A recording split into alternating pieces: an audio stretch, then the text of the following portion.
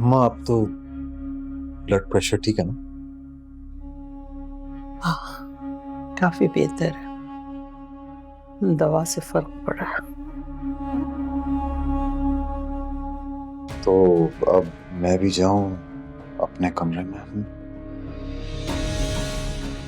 कमरे में कवालियां हो रही हैं जो तुझे जाना जरूरी है?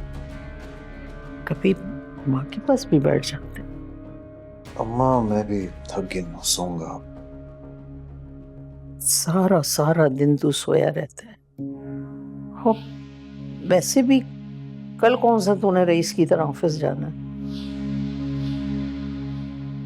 रईस से याद आया बेटा, ये रईस को क्या हो गया है? मेरे तो बिल्कुल ही खिलाफ हो गया। मैं जो भी बात करती हूँ वो उसकी नफी करता है। वो तो हमेशा से ही लोगों का हमदर्द और अपनों का दुश्मन रहा है। कसम से अम्मा, अगर आज आप मुझे ना रोकती ना तो मैंने उसे एक लगाई देनी थी। खबरदार, किसी औरत के पीछे अगर भाई से तू लड़ा ना तो बख्शूंगी नहीं तुझे मैं। तो सिर्फ तुम्हारी दिलजोई कर रहा था। देख नहीं रही थी कैसे बदतमीजी कर रहा था वो आपसे? वो रईस नहीं, तेरी बीवी की जबान थी।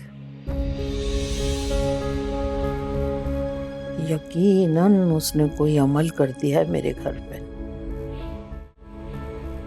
सभी आपस में लड़ रहे हैं, हर बंदा लड़ रहा है, एक दूसरे को काट रहा है। पहले तो कभी ऐसा नहीं हुआ था। रहने दो अम्मा, वो कोई जोगी नहीं है। वैसे ही रईस की बीवी उसका दिमाग खराब करती रहती है। वो भी जितनी जमीन में है ना उतनी ही ऊपर है। मगर आजकल वो भी रईस से तंग नजर आ रही है मुझे। और सारी कारस्तानी जो है ना उस तानी की है जिसे हमने गले में ढोल की तरह लटकाया हुआ है।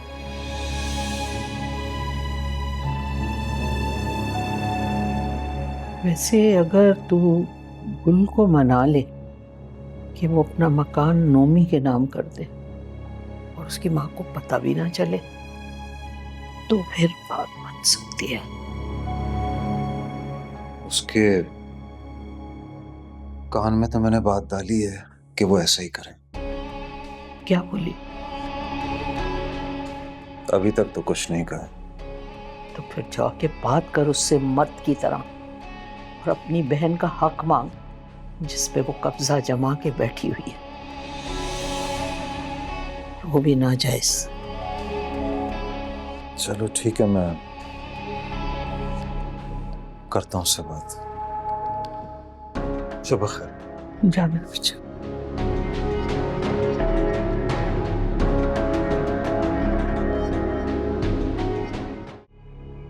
क्या ऐसे क्या देख रही हो? देख रही हूँ कितने बड़े बुद्धू से शादी की है मैंने। इतना कोई घाटे का सौदा करता है? हर बार आप ही नुकसान उठाएंगे। ठीक है भाई, तुमने भी जो कहना है तुम भी कह लो। सुनते हैं आप मेरी बात का कोई असर होता है आप पर? और क्या क्या राज छुपा रखे हैं मुझसे? सुरैया खुदा गवाह है, मैंने सवाए इसके तुमसे आज तक कुछ नहीं छुपाया, कभी भी। ये भी क्यों छुपाया मुझसे? इतना खसारे का सौदा कर लिया, अपना हक ट्रे में रखकर अपनी बहन को दे दिया। अरे भाई तो तुम ही बताओ ना, क्या करता मैं उस वक्त? तुमसे शादी होने वाली थी, तुम्हें इम्प्रेस करना चाह रहा था, सोचा था कि प्लॉट के जो पैसे आएंगे उनसे कोई काम कर लूंगा और बाकी हनीमून पे लगा दिए। उन पैसों की बात नहीं कर रही हूं मैं, इस घर की बात कर रही हूं। पैसे भी ले लेने चाहिए थे और घर भी अपने नाम करवाते। अरे भाई कैसे कर सकता था मैं ऐसा? प्लॉट के कागज मुझे इस शर्त पे मिले थे कि इस मकान में जो मेरा हिस्सा है मैं उससे गुल के हक में 10 बरदार हो जाऊंगा, कभी दावा नहीं करूंगा। अच्छा, और अगर आपकी अम्मी जान ने हमें घर से निकाल दिया तो? खुद हाथ कटवाए आपने अपने। सुरैया ऐसा नहीं है, वो लोग नहीं हैं ऐसे भाई। और मुझे लगता है कि जो मकान है ये भी सिर्फ कागजात की हद तक गुल के नाम है। वरना तुम ही बताओ, वो पहले भी तो अपना प्लॉट मुझे दे चुकी है ना। वो नहीं मांगेगी मुझसे कभी अपना हिस्सा। हवाई किले बनाने की जरूरत नहीं है नोमान साहब। जितनी नफरत आपकी अम्मी के दिल में मेरे लिए भरी हुई है ना, उतनी ही नफरत आपकी बहन के दिल में भी भरी हुई है। अरे वो क्यों चाहेंगी कि मेरा भला हो? कुल नहीं ऐसी, मैं करूंगा उससे बात, कुछ नहीं होता, मना लूंगा उसको मैं। अम्मी की कॉल आई थी, मना कर दिया उसने। अरे टस से मस्ती हो रही है वो। बात करेंगे आप? कर ली बात। पछता रही हूं मैं आपसे शादी करके। इंसान को ना अपने मयार के हिसाब से शादी करनी चाहिए।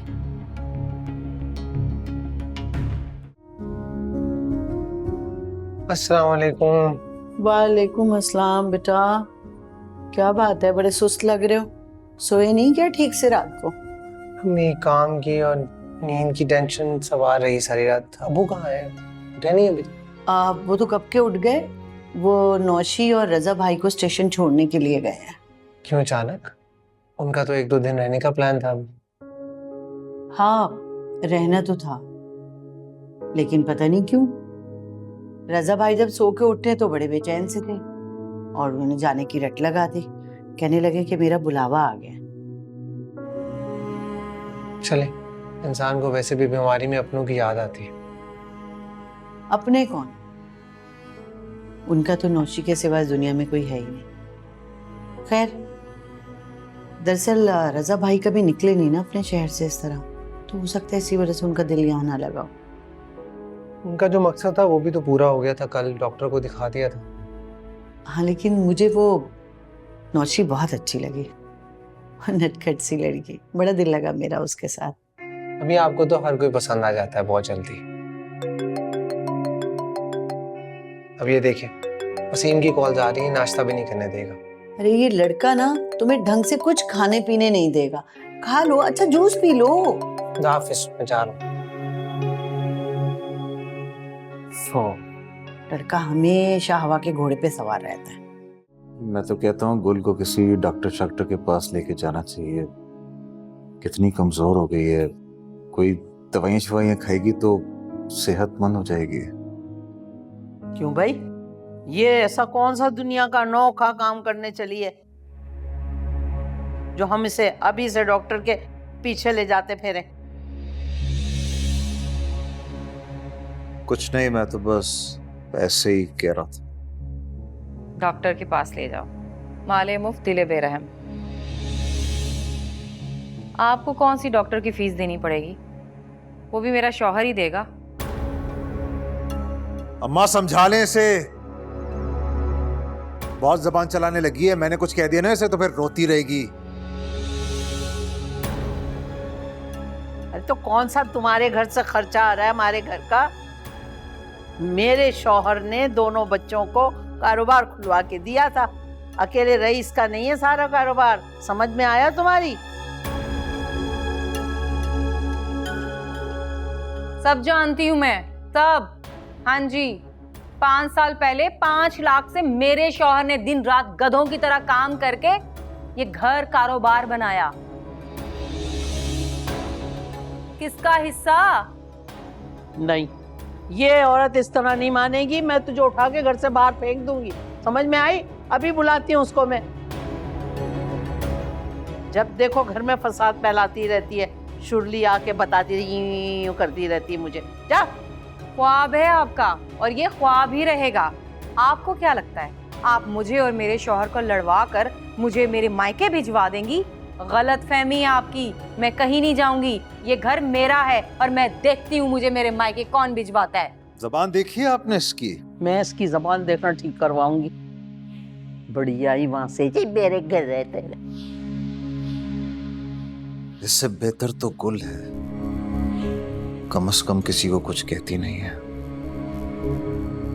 अरे ये तो गुन्नी मीसनी है, इसको तो पता ही नहीं चलता अंदर क्या है और बाहर क्या है।